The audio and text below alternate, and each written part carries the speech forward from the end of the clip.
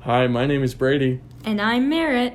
And this is the Team Radio Podcast.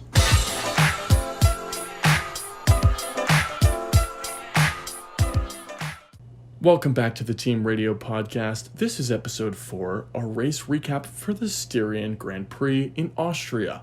We're going to start off our episode by looking at our favorite Team Radio moment from last week, which was the French Grand Prix. And of course, we mentioned it in episode. Go check out that episode if you haven't. It was when Max Verstappen's radio was glitching. He was going 200 miles an hour down a straight, and all we could hear from him was...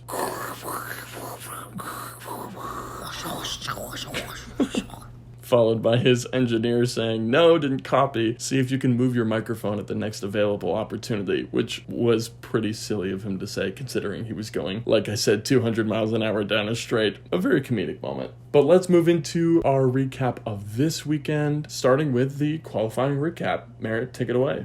So, quick recap of qualifying. We got Max on pole once again. We're starting to see him more and more in that position, which is really exciting. We did get a couple grid penalties. A couple of situations. The first one was actually very shocking and took us all by surprise because it isn't something we see often. It wasn't a track limit thing. It wasn't a passing thing. It actually happened when Bottas was leaving the pit lane, or I guess he was leaving his garage driving through the pit lane, and he spun. Luckily, he's a very trained driver. He was able to keep the car under control. But if he was a few meters off, he probably would have, either run into the pit wall or hit some people working there. He stopped right in front of the McLaren garage, and we actually saw a lot of the engineers and mechanics come out and push the car back into the pit lane. So that got him a 3-place penalty, which was really sad considering that Bottas had qualified in P2. Now, our other one was Yuki, who was actually impeding Bottas as he was coming out of the pits. Didn't get away good enough, kind of was still in Bottas's racing line, and that got Yuki a 3-place penalty as well at the start of the grid. Now, not all of this is sad because Yuki's penalty actually meant that George Russell, who qualified P11, was brought into P10. But since he qualified P11, he still got the benefits of qualifying outside those top 10, meaning he didn't have to race with the tires he qualified with. He was able to choose whichever tires he wanted, which is a great advantage to have. It's basically a win-win situation for George, who got a free P10 and free choice of tires, and a lose-lose situation for Yuki, who had to race lower and who had to keep the tires he qualified on, despite starting the race towards the second half of the grid. Yeah, it was a just pretty unfortunate penalty from Yuki Tsunoda. It was pretty clearly a rookie mistake. Let's go through the top 10 really quick. Pole, like we said, Max Verstappen. After the Bottas penalty, we have Lewis Hamilton in second, Lando Norris P3, Sergio Perez P4, like we mentioned, Bottas P5, Pierre Gasly and Charles Leclerc were 6th and 7th, followed by Fernando Alonso in 8th, Lance Stroll in 9th, and George Russell in 10th after the Yuki Tsunoda penalty. Now let's move on to our next segment, Poles and Pit Lanes, where we discuss some of the day's top winners and, people who maybe didn't do so well in the race. Let's start with our first pole in Charles Leclerc. How about that? Nice to see him back in the poles category. He really had quite a rough race last time out in France, and he started off terribly today. He lost a bit of his front wing in a big turn 1 collision with Pierre Gasly, which ended up causing Gasly to retire. Leclerc, like I said, lost a bit of his front wing, and later he clipped Kimi Räikkönen's front wing with his tire, so he caused Pierre Gasly to puncture one of his wheels, and then he himself nearly punctured one of his own wheels. He was able to escape that Kimi Räikkönen scuffle without any major damage though. And after a front wing change and an early pit stop on lap 1, he was running with the back markers for most of the early part of the race. He ended up pitting later on, went from hards to mediums, and he made up 9 places after switching to the mediums. He was down there in P16 category, ended up finishing P7, and was driver of the day. Of course, he qualified P7, and he finished P7, so you wouldn't think it's very impressive. But watching the race, it was one of the most impressive drives that I've ever seen from him, and he certainly seemed to agree. After the race was over, he was talking about how this was one of his best performances in Formula One.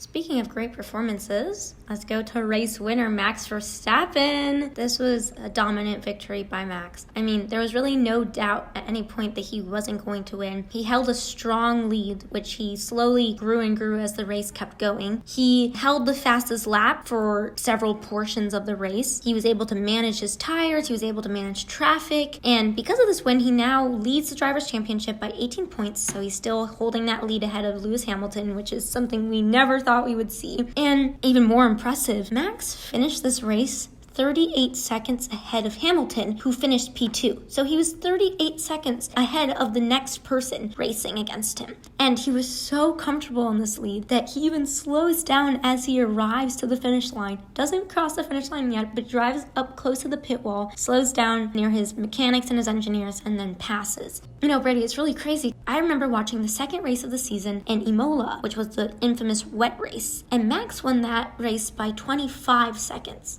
And I remember thinking that was amazing. That was incredible. You couldn't top that. And here he is, a couple races later, almost doubling that.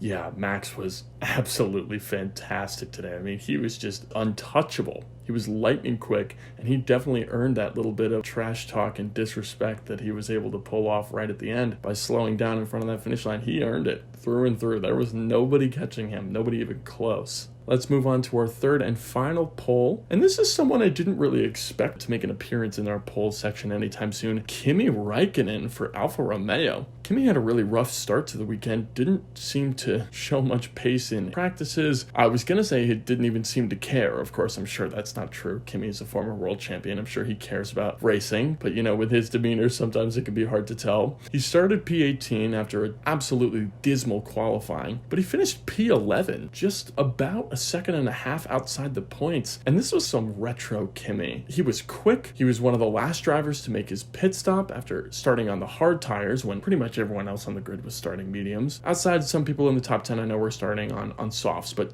I know Kimi was the only one who was on hards. He even spent a little bit of time in the points due to some alternating pit stop strategies, and he made light work of the entire midfield, basically. There was a great three-way duel between Kimi, Sebastian Vettel, and Daniel Ricciardo for much of the race, especially the latter half of it. And Kimi was able to come out on top. It was Kimi P11, Vettel P12, and Ricciardo P13. That was really fun to watch, I thought. And Kimi ended up in the worst car, coming out on top of those two other drivers. Yeah, and like you said, it was really exciting to see because we have Sebastian Vettel, former world champion, racing when Kimi was at his peak as well, Kimi also being a world champion. And we have Daniel Ricciardo, who, although not world champion, was for several years a really major contender. And so it was really fun to see the three of them, you know, even though it was in the midfield, kind of race against each other. And like you said, it was some retro Kimi action. It was a Kimi we haven't seen in several years. Now, that brings us to the unfortunate souls of today's race. Her pit lanes. Now, Brady, our first pit lane is someone that I hate to see in this category, especially when it's from no fault of their own, and that is Pierre Gasly. Oh, say it ain't so. Oh, it hurts to say. It hurts to say. He had just a very unlucky beginning of this race. He was doing great all weekend. He was being fast. He was topping. He was at the level of the Red Bulls and the Mercedes during practices. His qualifyings were good. He was so fast in Q2. And we were really looking forward to a good race by him, and I think he was too. And he got into a collision with Charles Leclerc in turn 1. Not even a lap in, and basically punctured his rear right tire, then was able to make it to the next turn, but he was really having to do some weird stuff with his steering wheel to try to keep that car straight. Tried his best to keep the car out of the way, nonetheless caused a little bit of a traffic jam, and then was barely even able to make it into the pit lane. And, you know, he went into the pit lane, and part of me was still hoping, like, there's no way he's DNFing. They're gonna get this wheel off, they're gonna replace it, he's gonna have an epic climb back to first, like Checo did in 2020. I was hoping for it, and it was just too good to be true. Sadly, Pierre Gasly did not finish the race after not even one lap. Yeah, it was just unfortunate to see Gasly go down that way, and he was joined by another one of this show's favorites, George Russell. And this is honestly eerily similar. You've got an extremely promising young driver who we're personally a big fan of, had a great weekend to begin, and really through no fault of their own was forced to DNF. George Russell, starting in P10, but he worked his way all the way up to P8 after both Gasly and Leclerc dropped out of the top 10 due to their collision. Now, George, he was in P8, but he was within DRS range of Fernando Alonso, who was not only in 7th place, but driving a lot slower than Russell was. I mean, I expected there to be a big overtake from Russell over the two-time world champion, and he would work his way into P7, and there'd be all this clear air in front of him, and he'd be able to chase down the race leaders. But then we hear on his team radio, George Russell's engineers from Williams saying, "We need you to hang back. We need you to get out of his dirty air. The car is overheating." And so George backs off out of DRS range. And if he had overtaken there was such an opportunity. But no, due to the car, he had to back off. And it's like, okay, fine. He has to stick in P8. Worst case scenario, he holds P8, gets 4 points, and he scores Williams' first points of the season. And then he goes into the pit lane. And for those of our listeners who are not aware, a normal pit stop usually takes between 20 to 25 seconds, and George's pit stop took 37 seconds. So really not good. Really, really, really not good. And then the next lap, we see George Russell coming into the pit stop again. This time not to change the tires. It looked like they were trying to clear stuff out of the vent of his car, maybe trying to solve that overheating issue. But that pit stop took 46 seconds. Finally, after 10 more laps, I mean, George is out of the race by this point. I believe he was second to last. It was a nightmare. And then finally, right around lap 37, I believe, he retires the car. It was so brutal to watch, and you could tell the team felt horrible, but George was a class act throughout the whole thing. He said, "No, don't blame yourselves. We're all a team here. We're in this together. We'll get back at him next week." And I mean, that goes to show the kind of leader that he is. This almost certainly would have been his first points finish of the season. The car let him down. There was really no fault of his own, and, he took it on the chin. There's just something about George racing in the top 10 that ends up with him crashing. We saw it at Imola. And, it was especially hard, too, because when Pierre had to retire from the race, I told myself, well, listen, if Pierre's retirement is going to let George Russell get into those top 10, get back into P8, it'll all be worth it. And then none of it was worth it. Absolutely none of it was worth it. It was worth nothing. Anyways, someone else who's not proving their worth. Oh, jeez. No, that's harsh. But our next pit lane is Daniel Ricciardo. Oh. And you're saying, what? Really? But wasn't he your pole last week? Well, that just shows how quickly things can change in F1. And part of the reason why Daniel Ricciardo is in the pit lane this week is just because he was doing so well the race before. Now, let me backtrack. Let me tell you the narrative of the race, give you some context. Daniel Ricciardo started P13. In the really early stages of the race, he jumps up multiple places into P8. And this is partially due to the crash that happens with Gasly and Leclerc and then all the traffic. But then suddenly, out of nowhere, he drops all the way back down to P13, losing all of those places he had just made up. And he just wasn't able to outduel the Alfa Romeos or the Aston Martins in what was supposed to be, the third best car on the grid, and a car that we know is really good because of Lando's finish and how Lando performed. And then, like I said, it was just really disappointing coming off of the French Grand Prix because the whole time we were saying, oh my god, Daniel Ricciardo has woken up. This is the Daniel Ricciardo we love and remember. And I guess maybe it was a fever dream, but he's gone back to sleep. Wow, that is scathing criticism of Ricciardo here. I mean, looks like he is not gaining any popularity on this show, that's for sure. Yeah, we heard on the team radios that Daniel Ricciardo's issue may have been something to do with power loss. It seemed to be something that was remedied after he dropped all those places, and yet he couldn't make any of them back up because by that point in the race, he had fallen into the clutches of Vettel. Kimi Räikkönen was all up in his grill, and we know how that ended. And look, I know Daniel Ricciardo has it in him. We've seen what he can do at Red Bull. So there's always room on this podcast for more Daniel Ricciardo polls. I welcome them. But he does have to earn them. Exactly.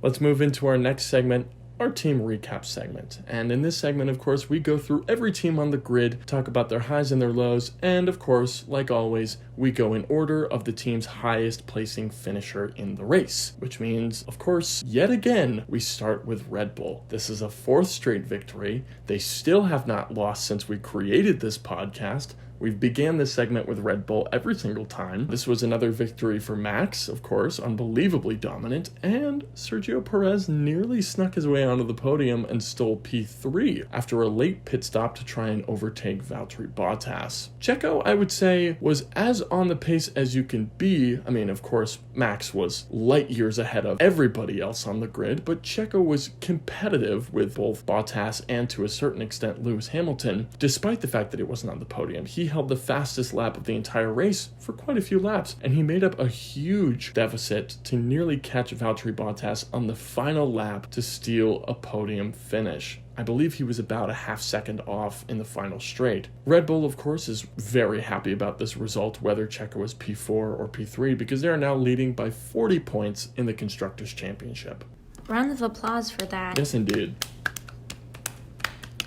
Okay, our next team is Mercedes. Now, this weekend wasn't the best for Mercedes, but it wasn't the worst. After all, we are talking about Mercedes second, so how bad could this weekend have been for them? Nobody was catching up to Max. He was just a bullet today. He was going at it. No one could touch him. So, P2 and P3, that being P2 for Lewis and P3 for Valtteri, plus the fastest lap on Lewis's part is the best they really could have asked for. And that fastest lap was also really important, and it's good for Lewis that he got that. It was really nice to see Bottas, go from P5 to get a podium spot after that penalty that really shook up his weekend. And I really hope that this race gives him more confidence. He seemed like he was a lot more confident on the track, like he was a lot more competitive. We're kind of starting to see a little bit more of a sharp side from Bottas.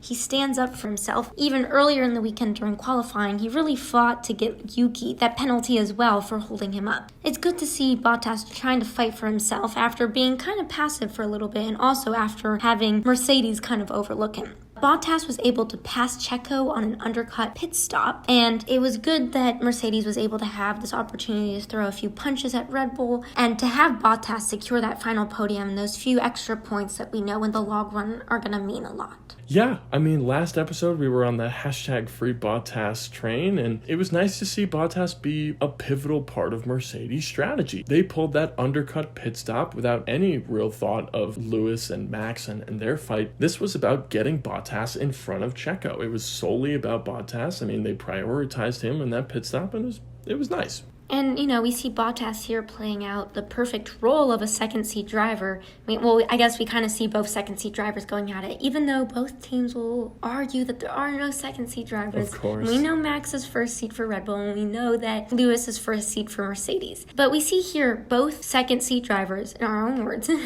doing their job perfectly as both team principals wanted. We have Checo trying to fight for the podium, and we have Bottas holding him up, not only from getting on the podium, but preventing Checo from getting that fastest lap, which eventually went to Lewis.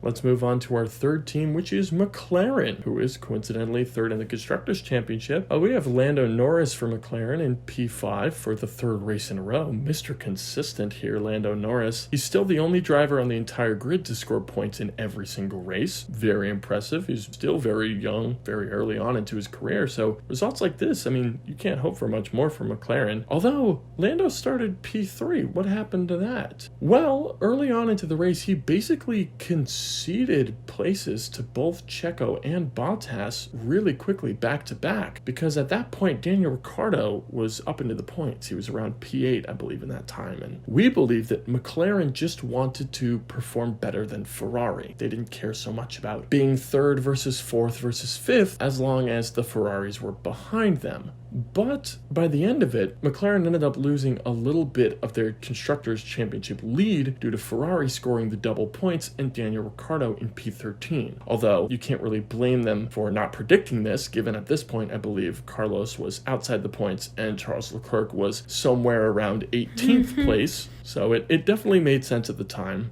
But, hindsight is 2020. That brings us to Ferrari. Now, Ferrari had a great bounce back today. We already talked about Charles and the poles, and it's a weekend that they needed. And Brady, like you said, they were able to eat away just a little bit at the lead that McLaren has in the Constructors' Championship. Now, it wasn't a great start for both drivers. We had Charles starting P7, and we have Carlos starting P12. And then when the race first started, we had that whole debacle with Charles, which we already talked about. So to see them climb back up from this really rough start, from a rough qualifying on Carlos's part, was really nice to see. Carlos went from P12 all the way back up to P6, and was really quick in the midfield and was able to make up those places. So overall, although we've seen better weekends from Ferrari compared to the last weekend and the last couple of weekends from Ferrari, it was a really good weekend to help stabilize them, to help bring them back into the points. Like you said, this was really something that they needed. And I mean, can we talk about the magic that Ferrari was able to extract from their medium compound tires? I mean, Carlos did most of his damage on the mediums, working his way all the way up to the low end of the points and then eventually P6. And then Charles Leclerc's magical late race run was mostly fueled by the medium compound tires. I don't know what they put in those tires over there at Ferrari, but it sure worked. Let's move on to the next team in the grid, which is Aston Martin. They had Lance Stroll starting 9th and Sebastian Vettel starting all the way down in 14th. Of course, Lance Stroll ended up finishing P8 and Vettel worked his way up to P12. A nice points finish for Stroll on a week where Sebastian Vettel doesn't score points, and that doesn't happen very often, so good for Stroll. Both of the drivers started on mediums, so they weren't able to pull any meteoric rises up the grid on the hard tires like they did in Baku and all that. You know, I ranted and raved about how amazing that Aston Martin is on the hard compound tires for whatever reason. But this race they pitted right in line with the rest of the grid and only had 4 points to show for it, so maybe they should start on the hards every race, especially in a one-stopper. Just saying. I think I could be a strategist for Aston Martin. Seems pretty easy to me. But, you know, let's give credit where credit is due. Lance Stroll jumped Fernando Alonso, which is pretty impressive, and of course Vettel was able to pass Ricciardo in that three-way battle just outside the points in the midfield. Next we have Alpine. Now Alonso had a pretty decent day. He started P8, finished P9, so went back one place, but still hung on to some points. There was quite a interesting period where Alonso was holding on to a long train of other drivers, and they were all kind of battling for the same position, and it could have really ended bad for Alonso, but luckily he was able to hold on to those couple points in P9.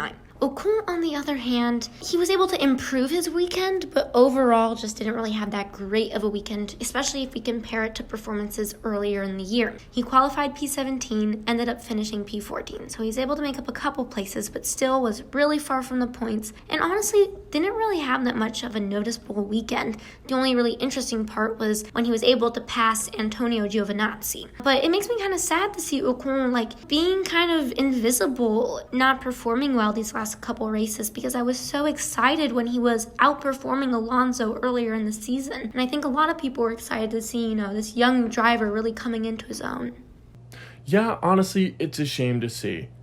He definitely deserved that contract extension when he got it, but since then he really hasn't been able to do anything, and you don't want to throw the word regret around because it's only been 2 races, but listen, he's gonna have to step up, especially because eventually Fernando Alonso is going to leave this team. He's gonna have to retire again at some point, right? I mean, Yes. He's 40 years old, so if Esteban Ocon's gonna be the long-term lead driver for this team, he's gonna need to start being a little more consistent. A lot more consistent, I'll say. Let's go to the next team, which was probably the team that had the most up and down day. It's AlphaTauri. AlphaTauri, of course, had that really unfortunate DNF for Pierre Gasly on not only lap 1, but turn 1. God, I can't stop thinking about how brutal that was. I will have nightmares about it. It almost made me not like Charles Leclerc for almost a tiny little second. Yeah, well, we were even texting about it during the race, and I voted for Charles for driver of the day, but it was hard for me to do it. It was hard. A conflict of interest, that's for sure.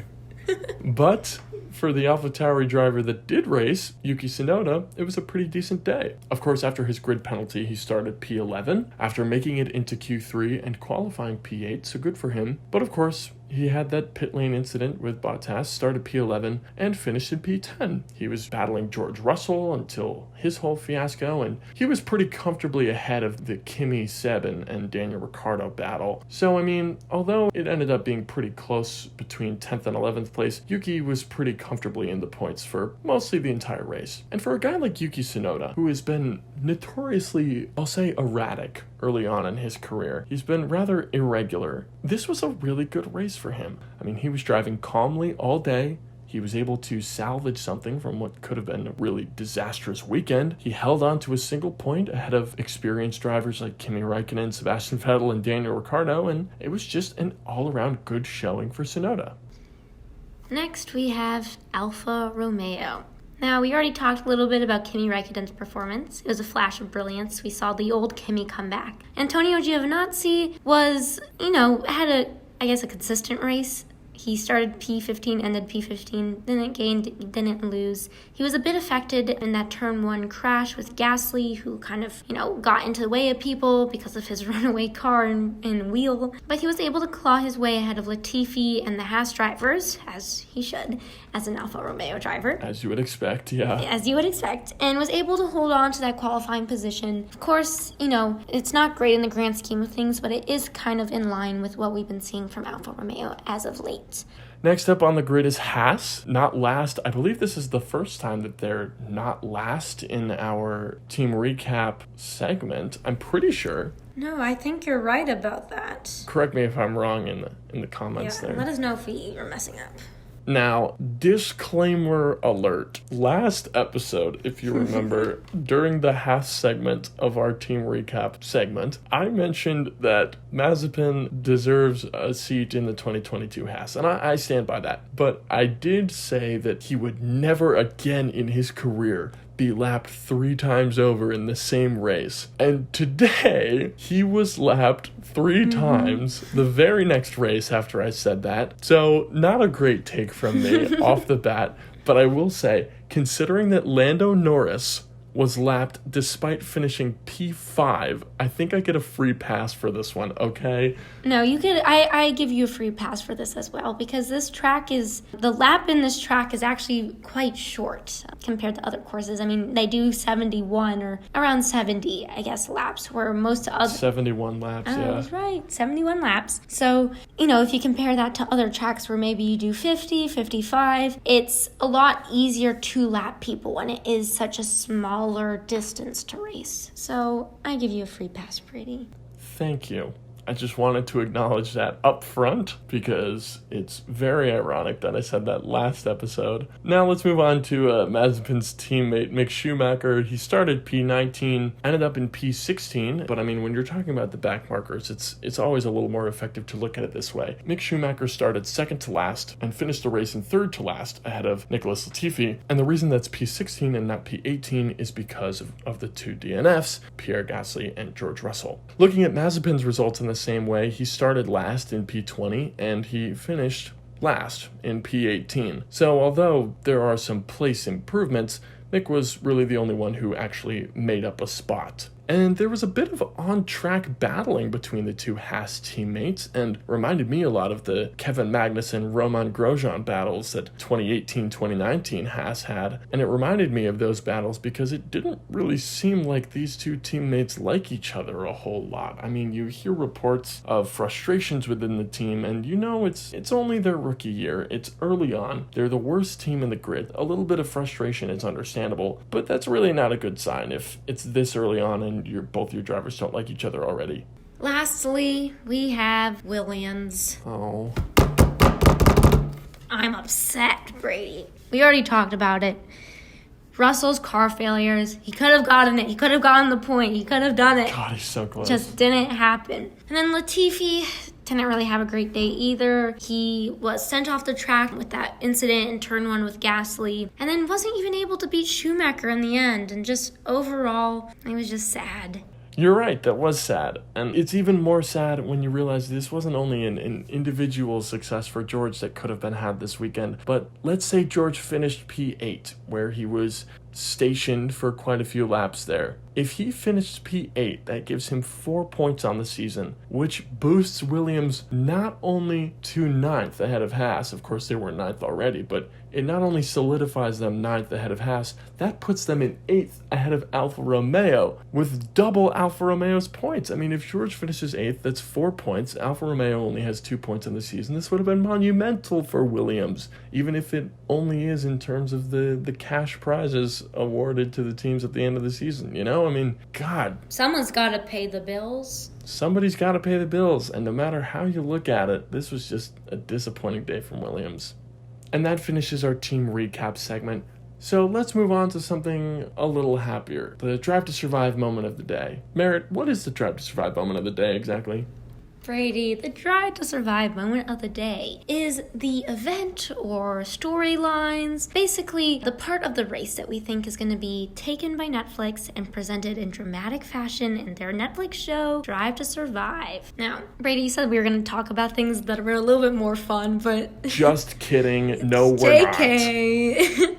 JK, we're talking about George's DNF. Going off of this continuous battle of who's going to get this Mercedes seat, Bottas or reserve driver George Russell, Brady and I both believe there's going to be a storyline in this whole season about Russell's move to Mercedes. And Netflix is going to use this situation and kind of add to the drama, to the tension. I think they're going to subvert our expectations. Well, not ours, because we already know what's going to happen, but my mom's expectations. Catherine's not going to know what's coming.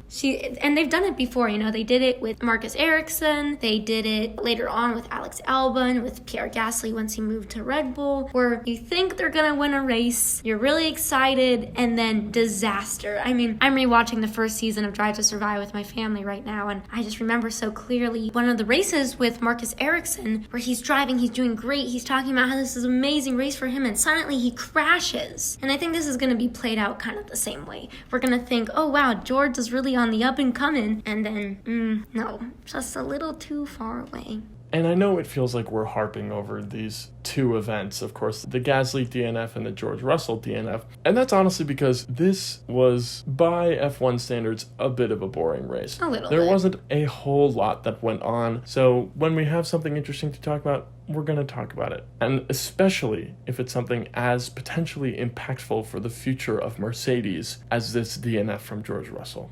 So that brings us to the end of our show. Be sure to tune in again next week for our recap of the Austrian Grand Prix. Once again, my name is Brady. And I'm Merritt. Bye-bye. Beep beep.